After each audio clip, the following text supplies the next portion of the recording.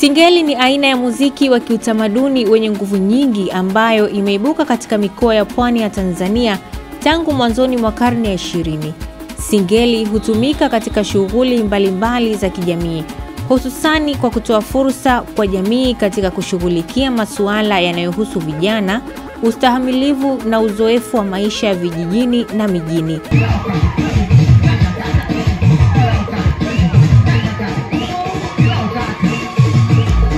Utengenezaji wake ni unachukua ngoma za Kizaramo, unachukua ngoma hizi za wenyewe wanaita ngoma za Mtwara huko. Unachanganya zile ngoma na ngoma za Baikoko, unapata yale machekecheo yale. Unayachanganya yote kwa pamoja, unapata kitu kimoja kinaitwa mchicha, ambacho kile kinakuwa na cha cha cha cha cha cha cha cha. Ukikiweka kile tu unakuwa umepata ladha sasa pale ya singeli. Singeli kama nyenzo ya kujieleza kiutamaduni na kijamii imekuwa ikichezwa katika mikusanyiko ya kiutamaduni na ya kijamii kama vile matamasha ya kiutamaduni, matukio ya kiutamaduni, sherehe za harusi, jando na unyago na mikutano ya kisiasa mijini na vijijini.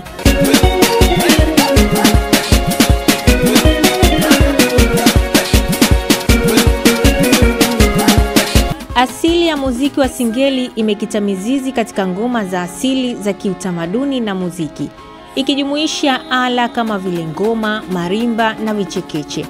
Mitindo hii ya muziki wa asili wa vanga, mdundiko, gombe sugu, singenge, mkwaju ngoma, sindimba, mdundiko na madogori ambazo huchezwa katika makabila zaidi ya 120 nchini Tanzania. Mwishoni mwa karne ya 20, matumizi ya ala za muziki kama vile midundo ya kielektroniki, melodia na kinanda zilichochea ukuaji wa muziki wa singeli na kusababisha kuibuka kwa muziki wa mnanda, mchiriku na taarabu, ambazo ziliunganisha mitindo ya muziki wa jadi na ya kisasa. Mimi naweza kusema tu kumbe nilibuni kutokea kwenye taarabu, kwa sababu ilikuwa unajua enzi ya vigodoro unazungumzia. Kuna kipindi fulani hivi kulikuwa na mashughuli mengi sana. Watu kufanya harusi, ngoma, nini kipindi kile. Wenyewe nasema taarabu, mambo ya pwani. Ila sisi watu wa Uswahilini tuna majina yetu tukatoa ile. Mimi nikasema kigodoro. Yaani kigodoro kumbe sehemu kama kuna harusi hapa kuna kesha muziki. Sisi ile inaitwa kigodoro. Watu wanakesha kama kesho kuna mtu anaolewa au kama nini, yani vitu kama vile ambavyo Uswahilini unajua. Muziki ndio umetokea kule. Kwa hiyo wasanii wa singeli, cha kwanza kabla kuwashukuru mashabiki, kwanza tuwashukuru waimba taarabu, kwa sababu wao ndio tulianza kuchukua biti zao na kuimbia kwenye shughuli za mtaani tunaita vigodoro. Singeli ni muziki muhimu unaoleta umoja na kuunganisha jamii kupitia mitindo anuai ya muziki wa kiutamaduni, na hivyo kuchangia katika kuimarisha utangamano wa kijamii na utambulisho wa kitamaduni wa Mtanzania. Kadri mabadiliko ya kijamii na maendeleo ya kiteknolojia yalivyoendelea, hasa kutokana na kuongezeka kwa majukwaa ya kidijitali mwanzoni mwa miaka ya 1990, singeli ilishamiri na kuwa mtindo wa kipekee wa muziki unaopendwa kuchezwa kote nchini, huku ukiendelea kuhifadhi uasili na umuhimu wake wa kiutamaduni. Namna ambavyo watu wanausikiza muziki wa singeli sasa hivi ni juhudi zetu sisi za namna ambavyo tumeushape. Watu walikuwa waimbi hivi kabisa. Walikuwa wanaimba kwa kurudia maneno. Unaweza ukasikiza wimbo mmoja wa dakika 6, mtu anarudia maneno katika verse, anarudia, na ulikuwa kuna nyakati unaletewa wimbo na msanii kutoka mtaani una dakika 11.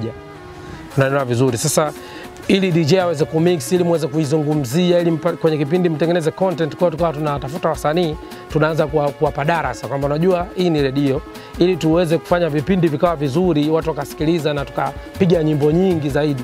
Lazima tuwe kwanza tunazifupisha nyimbo ziwe fupi, tupate nyimbo za dakika 2, 3 ili tuweze kuzipiga nyingi na ili tuweze kuwapromote kwa ukubwa. Kutokana na maendeleo ya sayansi na teknolojia, muziki wa singeli ulibadilika na kuwa na mitindo miwili ya muziki, kama vile mtindo wa ladha unaotumia mtindo wa melodia ya polepole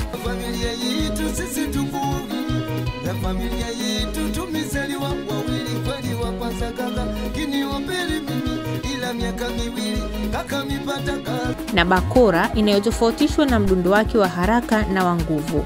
kutoka katika Kigodoro, ila wakawa na majina mengi kwa sababu katikati ilipofika waimbaji baada ya kuwa tuko wengi, kwa kuna ushindani kama mwimbaji anataka muziki auite jina ambalo alitaka yeye. Unajua Msagasema akasema bwana mimi mzee wa Laza, akawa anaita Laza kutokana na aina yake ya uimbaji. Mimi nikaanza muziki naita show za kibabe kwa sababu muziki wangu kwa pinchi yangu mimi natumia kali. Ndio hiyo kipindi kuna laptop lakini tuna American Audio hizi 88 hizi tunatumia kipindi hicho. Bakora ina mwendo wa haraka ikijumuisha vionjo vya mchiriku, mnanda na baadhi ya ngoma za asili za makabila mbalimbali.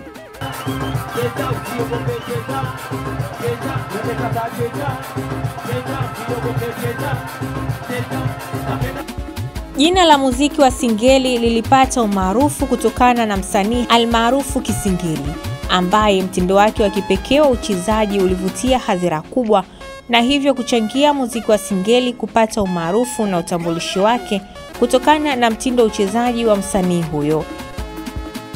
Jina langu la halisi kabisa la sanaa naitwa Kisingeli. Mimi ndo mwanzilishi wa muziki huu. Wale kwa kiimba wale haukubaliki mpaka nifike mimi mwana kudansi. Ndio nakusanya watu wote wananielewa mimi nachokifanya kitu gani. Ila wao baadaye wasanii wenzangu waimbaji kina Shoro Mwamba Manifongo wakaubadilisha muziki. Wakaeka S baada ya K. Lakini jina langu la halisi kabisa la sanaa naitwa Kisingeli. Hivi sasa muziki wa Singeli umeendelea kushamiri kupitia maonesho, matamasha, ushirikishwaji wa jamii na mafunzo ya wanagenzi, ustawi na manufaa yake kwa matumizi ya vizazi vya sasa na vijavyo. Maisha yetu kusema kweli mwanzo tulikuwa tunaimba lakini tulikuwa tunaimba kwa ugumu, tofautisha na sasa hivi. Tunamshukuru Mwenyezi Mungu ngazi tulizoziweka. Sasa hivi muziki huu wa Singeli umekuwa ni ajira kubwa sana, hususan sisi kwetu vijana.